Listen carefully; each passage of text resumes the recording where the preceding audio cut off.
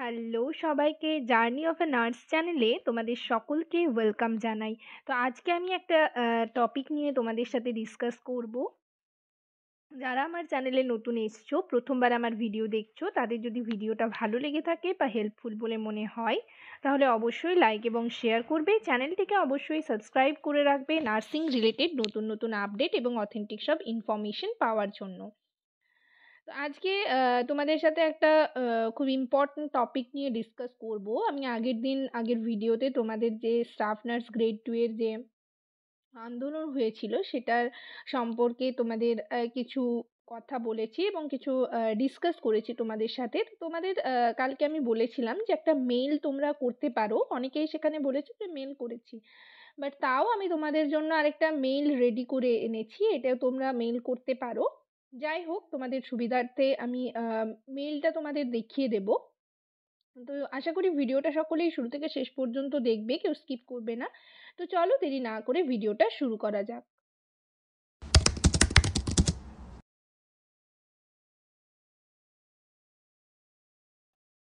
আর তোমাদের আরেকটা কথা বলে রাখি, তোমরা কিন্তু এটা দেখতে যেও না যে সরকারি থেকে যে সমস্ত ক্যান্ডিডেটরা কোর্স কমপ্লিট করেছো, প্রাইভেট থেকে যারা করেছো, এর মধ্যে প্রাইভেটের ক্যান্ডিডেটরা যাবে না, আন্দোলন করবে না, এরকমটা কিন্তু করো না। বা শুধুমাত্র সরকারি থেকে যারা পাস আউট ক্যান্ডিডেট রয়েছে তারা মিলেই আন্দোলন করবো, সেরকমটা কিন্তু করো না। এক্ষেত্রে আমি পার্সোনালি বলবো, তোমাদের কিন্তু মেধার ভিত্তিতে হলে সকলের চাকরি পাওয়া উচিত। সকলেই তো তোমরা, সেটা প্রাইভেট থেকে বলো বা হচ্ছে সরকারি থেকে বলো, সকলেই হচ্ছে তোমরা কোর্স কমপ্লিট করেছো। তো কোর্স কমপ্লিট করার পরেও কেন তোমাদের চাকরি দেওয়া হবে না এবং কেন এখনো পর্যন্ত রিক্রুটমেন্ট বের হচ্ছে না, এটা একেবারেই ঠিক। বাট সবাই মিলে হচ্ছে তোমরা একজোট হয়ে যদি কাজটা করো তাহলে কিন্তু সেটা আরো সহজ হয়ে যায়।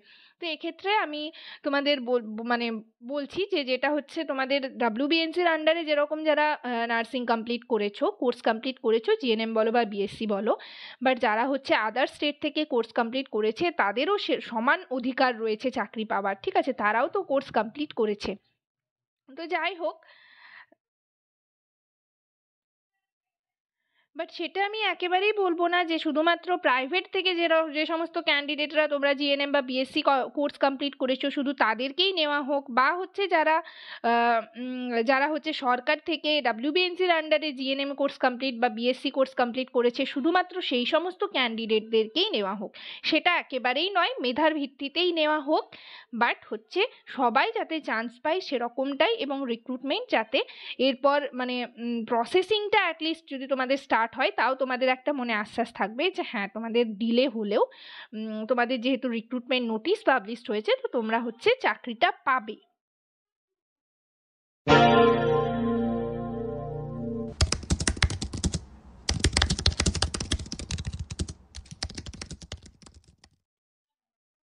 জবাব দাও, জবাব দাও। প্রতিশ্রুতি না, ধর ভালো করে। অবিলম্বে নিয়োগ চাই। আমাদের দাবি মানতে হবে। প্রতিশ্রুতি নাই, চাকরি চাই।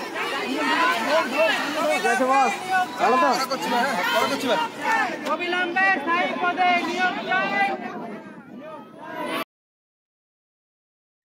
তোমরা যে রিক্রুটমেন্টের দাবিতে হচ্ছে কালকে আন্দোলন করেছো, তো সেটা নিয়ে আমি আগের ভিডিওতে ডিসকাস করেছি, কিছু কথা তোমাদের ইম্পর্টেন্ট কথা তোমাদের সাথে শেয়ার করেছি। তো আগের ভিডিওটা আশা করি সকলেই দেখেছো, বাট যারা আমার চ্যানেলে আজকে নতুন এসেছো তারা যদি না দেখে থেকেছো তাহলে হচ্ছে ভিডিও সেকশনে গেলে সেখান থেকে দেখে নিতে পারবে। তো সেখানে আমি তোমাদের বলেছিলাম যে মেইল করার কথা স্বাস্থ্য ভবনে। তো তোমরা হচ্ছে মেল করেছো, বাট তাও আমি তোমাদের জন্য আরেকটা মেইল রেডি করে এনেছি, তোমরা কিন্তু এই মেইলটা করতে পারো। ঠিক আছে, তো আমি তোমাদের মেইলটা দেখিয়ে দিচ্ছি। ঠিক আছে, কিভাবে তোমরা মেইল করবে, তো চলো সেটা আমি তোমাদের সাথে শেয়ার করছি। মেইলটা তোমরা করেছো আমি জানি, অনেকেই মেইল করেছো, বাট সেই টাইমে হয়তো বা সকলেই একজোট হয়ে মেইল করোনি, এরকমটাও হতে পারে। তো এখন হচ্ছে তোমরা যেহেতু আন্দোলনে নেমেছো তোমরা আরেকটা মেইল করতেই পারো। ঠিক আছে, আর একবার ইলেকশন স্টার্ট হয়ে গেলে কিন্তু তোমাদের রিক্রুটমেন্ট আর বের হবে না, মানে একেবারেই ইলেকশন শেষ হওয়ার পর তারপর কিন্তু তোমাদের ইলেকশনের কাজ সমস্ত কিছু হওয়ার পর তারপর রিক্রুটমেন্ট বের হতে পারে, তো সেটাতে আরো ডিলে হয়ে যাবে। তো সেদিক থেকে তোমাদের এখন যেহেতু তোমরা এর আগেও আন্দোলনটা করতে পারতে, যাই হোক এই মুহূর্তে করেছো। এবার ভোটের আগে যদি তোমাদের রিক্রুটমেন্ট নোটিশ পাবলিশড হয় তাহলে তো অনেকটাই তোমাদেরই ভালো। অ্যাটলিস্ট তোমরা মানে বুঝবে যে তোমাদের রিক্রুটমেন্ট প্রসেস যেহেতু স্টার্ট হয়েছে, তো তোমরা চাকরি পাবে, সেদিক থেকে তোমরা একটা কনফার্ম হবে। তো দেখো আজকের মেলটা নিয়ে তোমাদের সাথে আমি ডিসকাস করব। তো তোমরা এখানে হচ্ছে মেল অ্যাড্রেসটা তোমরা দেখে নাও, wbhealthrecruitmentboard@gmail.com। তো এই অ্যাড্রেসে তোমরা কিন্তু পাঠাতে পারো। তারপর হচ্ছে দেখো তোমরা যেরকম ভাবে লেখে ওরকম ভাবে লেখার পর সাবজেক্ট দেবে। ঠিক আছে, সাবজেক্ট দেবে হচ্ছে demand for publication of nursing recruitment.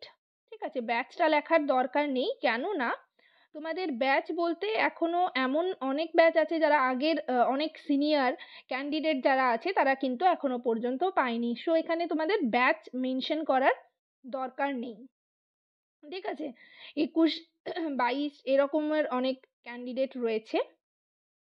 তো সেক্ষেত্রে তোমাদের বা 21-এর আগের ব্যাচ, 20-র ব্যাচটাও কিন্তু অনেক ক্যান্ডিডেট রয়েছে যারা কিন্তু এখনো পর্যন্ত চাকরি পায়নি। তো সেক্ষেত্রে তোমাদের ব্যাচ মেনশন করার দরকার নেই, তোমরা এখানে সাবজেক্ট দিয়ে লিখবে demand for publication of nursing recruitment. ঠিক আছে, নেক্সট আমরা বডিতে চলে আসি। তো বডি স্ট্রাকচারে কি লিখবে, ডিয়ার স্যার আর ম্যাডাম। দেখো আমি তোমাদের এই যে মেলটা রেডি করেছি সেটা তোমাদের বলে দিচ্ছি, তোমরা এইভাবে মেল করতে পারো। So I am writing to bring to your attention the urgent need for the publication of nursing recruitment. As a concerned citizen and a supporter of quality healthcare services, I believe that it is crucial to ensure an adequate number of qualified nurses in our healthcare system. Nurses play a vital role in providing care to patients and supporting the healthcare team. With the increasing demand for healthcare services, it is essential to recruit and train a new generation of nurses to meet the growing needs of our population. I urge Shastha Bhavan to take immediate action to publish nursing recruitment. By doing so, we can ensure that our healthcare system is equipped with skilled and dedicated nurses who can provide high quality care to all patients. I trust that Swastha Bhavan will give due consideration to this request and take prompt steps to address the recruitment needs for nursing professionals. Thank you for your attention to this matter. Sincerely, তারপর তোমাদের নিজেদের নাম দেবে। ঠিক আছে, তো এইভাবে তোমরা হচ্ছে মেল করতে পারো। তো তোমরা যেরকম একজোট হয়ে সকলে মিলে হচ্ছে আন্দোলনে নেমেছো, এটা দেখে খুবই ভালো লাগলো। এবং তোমরা যদি একজোট হয়ে সবাই মিলে মেল করো তাহলে কিন্তু কিছুটা হলেও তোমাদের হেল্প হবে। তো এই মেলের যে মেলটা আমি তোমাদের জন্য রেডি করেছি, তো সেই মেলটা তোমরা পাঠাতে পারো বা হচ্ছে তোমরা নিজেরাও রেডি করে পাঠাতে পারো।